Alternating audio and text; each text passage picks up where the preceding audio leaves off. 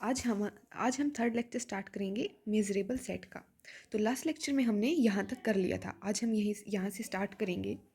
इसमें हमें क्या प्रूव करना है कि अगर measure of A is equals to zero then measure of A union B is equals to measure of B.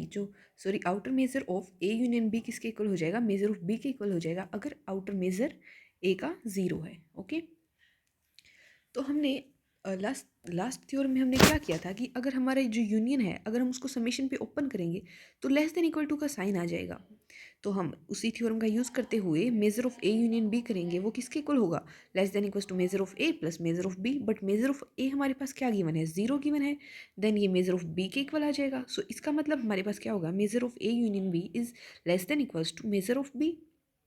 Also हमारे पास क्या है? बी कंटेन है ए यूनियन बी के अंदर, तो मेजर ऑफ बी किसके अंदर कंटेन हो जाएगा?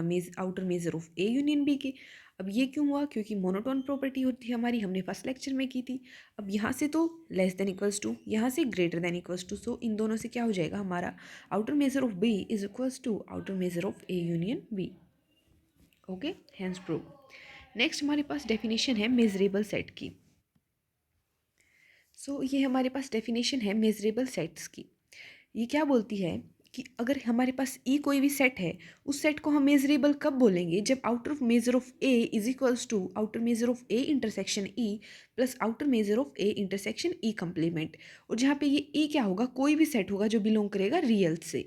यानी कि कोई भी सेट अगर हम उसका आउटर मेजर लें तो वो किसके इक्वल आएगा? Outer measure of A intersection E plus outer measure of A intersection E complement. Then हम ई को बोलेंगे कि ई हमारा मेजरेबल है। ओके, अब हमारे पास क्या होता है कि ए किसके इक्वल होता है? A intersection E union A intersection E complement. ये कैसे होता है?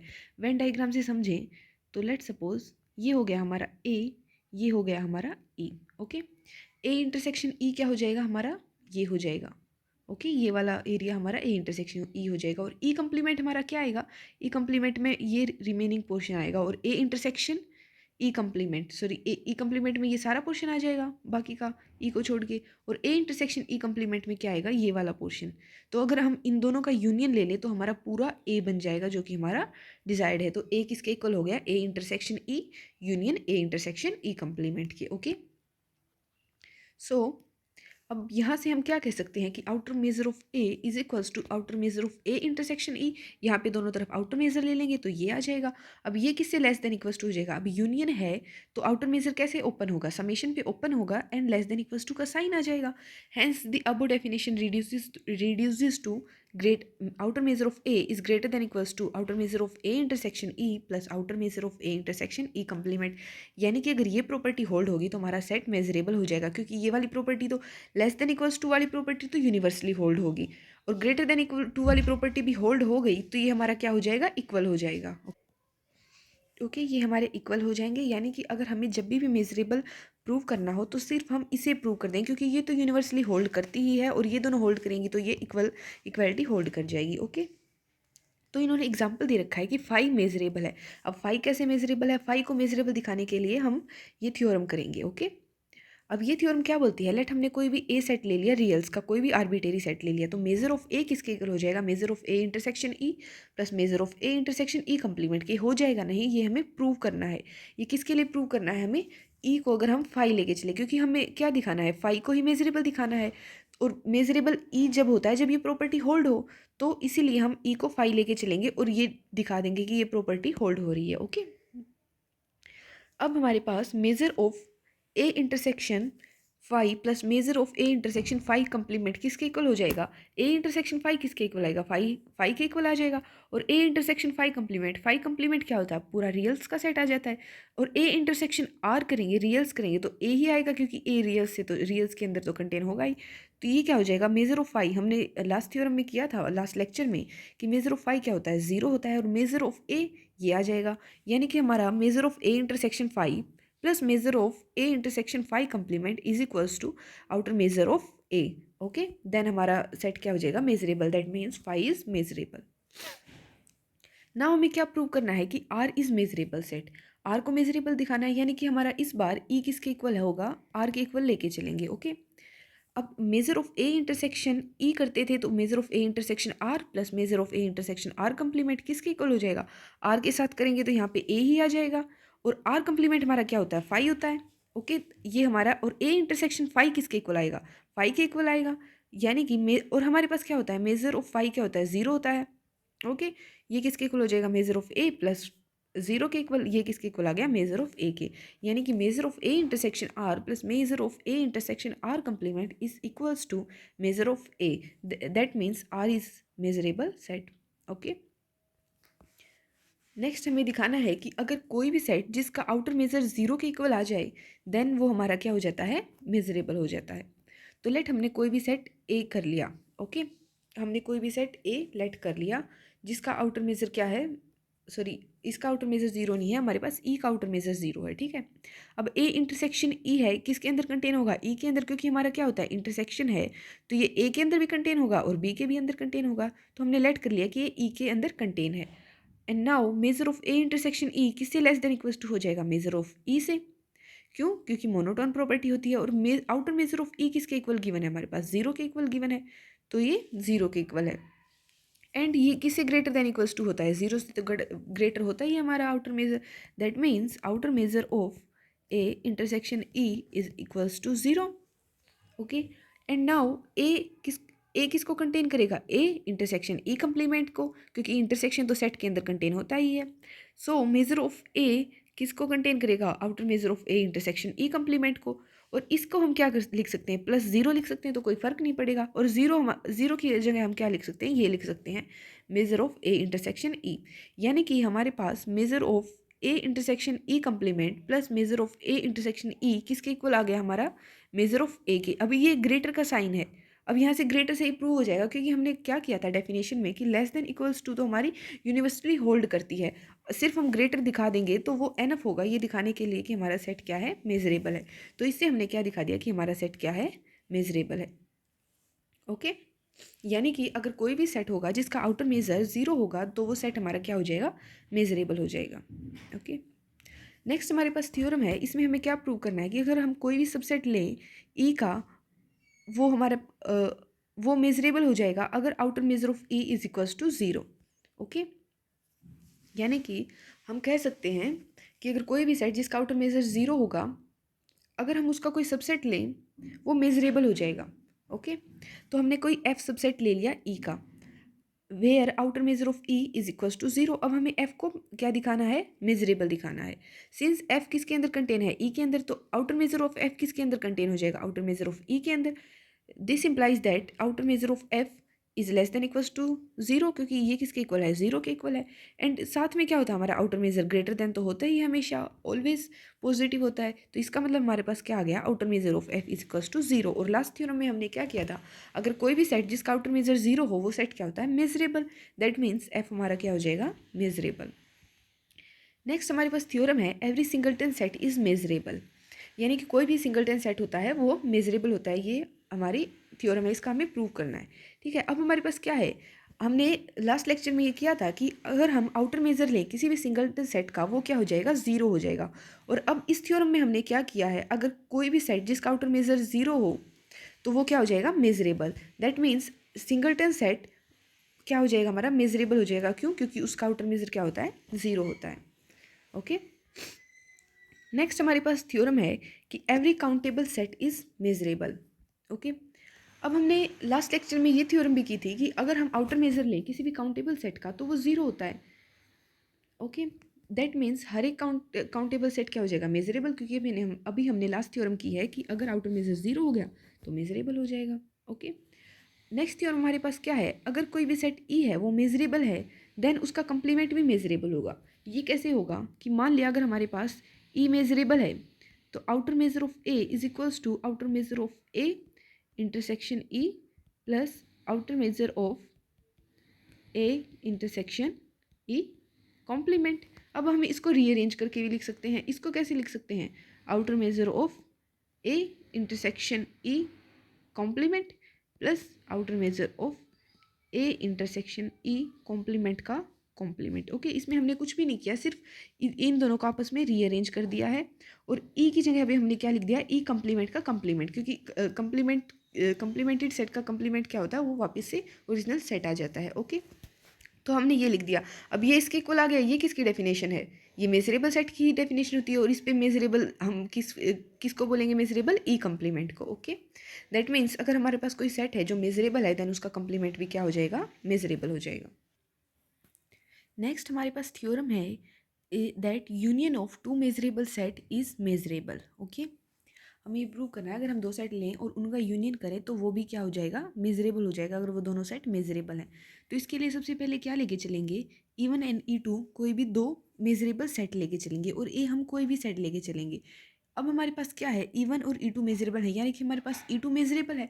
E2 मेजरेबल है तो आउटर मेजर ऑफ ए किसके इक्वल हो जाएगा, outer measure of A intersection E2 plus outer measure of A intersection E2 का कंप्लीमेंट। अब यहाँ पे हमने क्या है, ए कोई भी सेट हो सकता है, एनी सेट। हम आउटर मेजर की डेफिनेशन में यही, उसकी मेजरेबल की डेफिनेशन में यही करते थे ना कि हम ए कोई भी सेट लेके चलते हैं। अब हमने ए की बजाय क्या ले लिया, ए इंटरसेक्शन ई कम्प्लीमेंट। ओके, अब हम ए इंटरसेक्शन ई कम्प्लीमेंट ले रहे हैं तो outer measure of A is equals to outer measure of A intersection E2 plus outer measure of A intersection E2 complement. यहाँ पे ए की जगह पे क्या है, ए इंटरसेक्शन E1 का कम्प्लीमेंट। ओके, और ये किस लिए, किस वजह से पॉसिबल है, क्योंकि हमारा E2 मेजरेबल है तो हम इस पे मेजरेबल सेट की डेफिनेशन अप्लाई कर सकते हैं। हम पीछे जो ए था उसकी जगह पे हम ए इंटरसेक्शन E1 का कम्प्लीमेंट ले रहे हैं। ओके, अब हमारे पास क्या है, A intersection E1 union E2 is equals to A intersection E1 union A intersection E2 intersection E1 का कम्प्लीमेंट। अब ये कैसे बनेगा, इसको वेन डायग्राम से समझते हैं। कोई भी तीन सेट लेके चले। ओके, लेट सपोज ये हमारे पास ए है, ये हमारे पास E1 है एंड ये हमारे पास E2 है। ओके, तीन सेट लेके चले। अब हमें क्या दिखाना है, A intersection E1 union E2।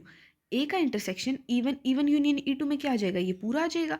और ए इंटरसेक्शन E1 यूनियन E2 करेंगे तो हमारे पास ये आएगा। ओके, ए इंटरसेक्शन E1 यूनियन E2 करने पर हमारे पास ये चीज़ कॉमन आ रही है। ओके, E1 यूनियन E2 में तो ये सारा आ जाएगा पूरा, और ए के साथ इंटरसेक्शन करेंगे तो ये हमारा शेडेड एरिया आ जाएगा।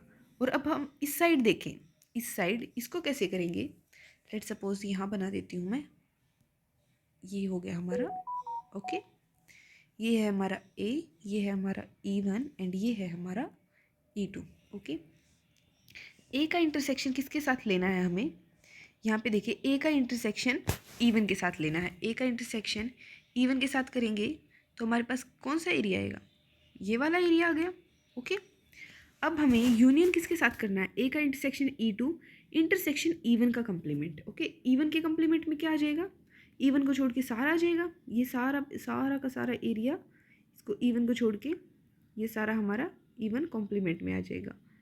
अब ए इंटरसेक्शन E2, ए इंटरसेक्शन E2 में क्या आएगा हमारा ये। ओके, यूनियन E1 का कम्प्लीमेंट, E1 के कम्प्लीमेंट के साथ यूनियन करेंगे तो वो सारा आ जाएगा, और ए के साथ इंटरसेक्शन लेंगे तो ये हमारा ये, यानी कि जो हमारा शेडेड पोर्शन है वो सेम आ रहा है। ओके, वेन डायग्राम से हम ये समझ सकते हैं कि ये इसके इक्वल कैसे आया। एक बार आप भी ड्रॉ करके देखोगे तो ये बिल्कुल सिंपल है। ओके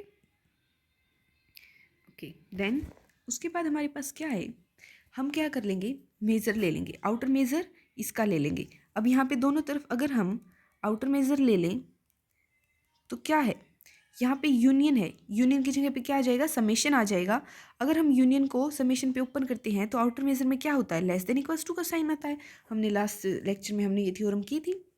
दस major of A intersection E1 union E2 plus measure of A intersection E1 complement intersection E2 complement. ये हम लेट सपोज करके चले हैं, सपोज हम सॉरी कंसीडर करके चले, हम ये वाली स्टेटमेंट्स को हम कंसीडर करके चलेंगे इसे। ओके, अब इसकी वैल्यू पुट कर देंगे, ए इंटरसेक्शन E1 यूनियन E2 की वैल्यू अगर हम पुट करेंगे, ये वैल्यू पुट कर देंगे तो लेस देन इक्वल्स टू का साइन आ जाएगा। ओके, हमारे पास first term this and second term is this plus ये as it is. Okay, sorry sorry sorry, उसके बाद हम क्या करेंगे, अब ये आ गया हमारे पास, यहाँ से ये आ गया, हमने ये वैल्यू पुट कर दी। अब ये किसके इक्वल है, हमने बिल्कुल स्टार्टिंग में किया था बाय यूजिंग 1, ये इसके इक्वल है। इसकी जगह पे हम, ये दो टर्म है ना हमारी नीचे, इसकी जगह पे हम ए इंटरसेक्शन E1 का कम्प्लीमेंट रख देंगे। ये क्या आ गया, इसकी जगह पे आ गया outer measure of A intersection E1 का कम्प्लीमेंट। अब ये किससे लेस देन इक्वल्स टू हो जाएगा? आउटर मेजर ऑफ ए से। क्यों हो जाएगा? क्योंकि हमारा हमें क्या गिवन है? इवन मेजरेबल गिवन है। तो outer measure of A is greater than equals to outer measure of A intersection E one plus outer measure of A intersection E one complement. ये किसके इक्वल आ जाएगा? आउटर मेजर ऑफ ए के equal आ जाएगा। Okay. और इक्वल की जगह हमने क्या कहा था कि हम डायरेक्ट ये भी बोल सकते हैं ग्रेटर देन इक्वल टू होगा, क्योंकि लेस देन की इनइक्वालिटी तो हमेशा होल्ड करेगी। हमने किया था अभी कि लेस देन इक्वल्स टू की इनइक्वालिटी तो हमेशा यूनिवर्सली होल्ड करेगी, और अगर हम ग्रेटर देन बोल रहे हैं तो वो हमें वो एनफ है उसे मेजरेबल बोलने के लिए। तो इन्होंने क्या लिख दिया? Greater than equals to outer measure of A.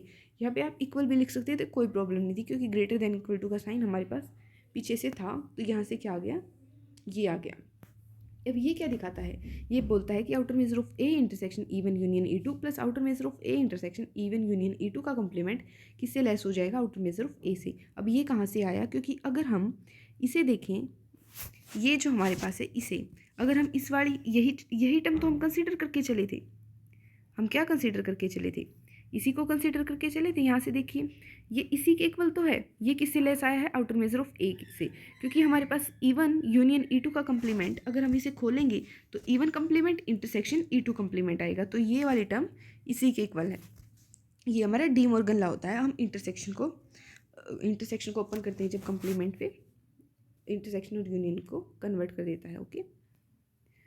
Hence हमारे पास क्या हो गया? इवन यूनियन ई टू क्या हो गया? हमारे पास मेजरेबल हो गया, क्योंकि हमारे पास ये वाली प्रॉपर्टी होल्ड कर रही है। ओके। अब हमारे पास क्या है? अगर हमारे पास इवन ई टू मेजरेबल है तो उनका इंटरसेक्शन भी मेजरेबल होगा। ये क्यों होगा? क्योंकि हमारे पास क्या है? अब हमने क्या किया था लास्ट थ्योरम में कि अगर इवन ई टू मेजरेबल है तो इनका कंप्लीमेंट भी मेजरेबल होगा। कंप्लीमेंट मेजरेबल होगा तो इनके कंप्लीमेंट का यूनियन भी मेजरेबल होगा। और ये किसके इक्वल हो जाएगा? इवन इंटरसेक्शन ई टू का कॉम्प्लीमेंट। ये हमारा डी मॉर्गन्स लॉ होता है। यानी कि हमारा इवन इंटरसेक्शन ई टू का कॉम्प्लीमेंट मेजरेबल है। अब कॉम्प्लीमेंट मेजरेबल है तो हम इसका कॉम्प्लीमेंट ले लेंगे, वो भी मेजरेबल हो जाएगा। That means even intersection E two is measurable, यानी measurable of two intersection of two measurable sets is again measurable.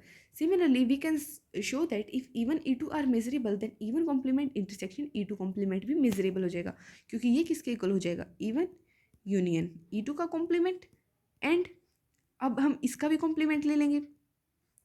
Okay. वो किसके इक्वल आ जाएगा? even union E2 के। अब हम इसे कैसे बोल सकते हैं कि अगर इवन मेजरेबल है, E2 मेजरेबल है, तो उनका यूनियन मेजरेबल हो जाएगा। यूनियन मेजरेबल हो गया तो उनका कॉम्प्लीमेंट भी मेजरेबल हो जाएगा। और इनका कॉम्प्लीमेंट किसके इक्वल है? इसके इक्वल है। Okay, that's it. नेक्स्ट हमारे पास थ्योरम है कि अगर हम डिफरेंस लें टू मेजरेबल सेट्स का, वो भी मेजरेबल होगा। अब ये कैसे होगा? क्योंकि हम जानते हैं अगर हम ए इंटरसेक्शन बी कॉम्प्लीमेंट करते हैं, वो किसके इक्वल हो जाता है? ए माइनस बी के। अब हमारे पास क्या है? ए मेजरेबल है, बी मेजरेबल है, देन बी कॉम्प्लीमेंट भी मेजरेबल होगा।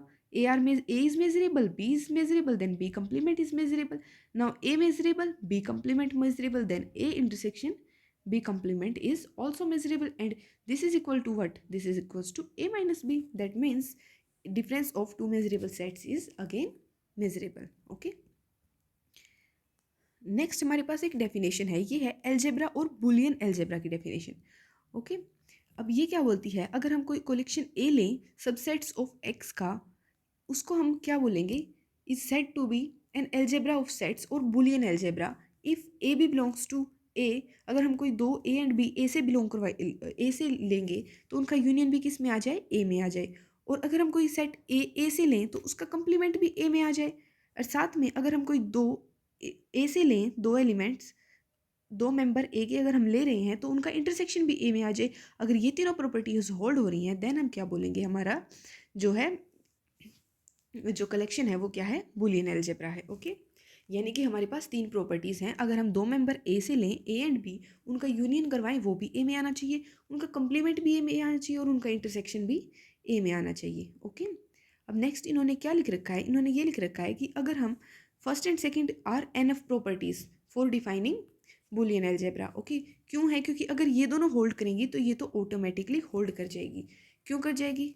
कि लेट सपोज हमारे पास क्या है, अगर हम ये दोनों प्रॉपर्टीज होल्ड करें, यानी यूनियन ए में आ रहा है और कंप्लीमेंट भी ए में आ रहा है, तो इंटरसेक्शन भी ए में आ जाएगा। अब ये कैसे आएगा?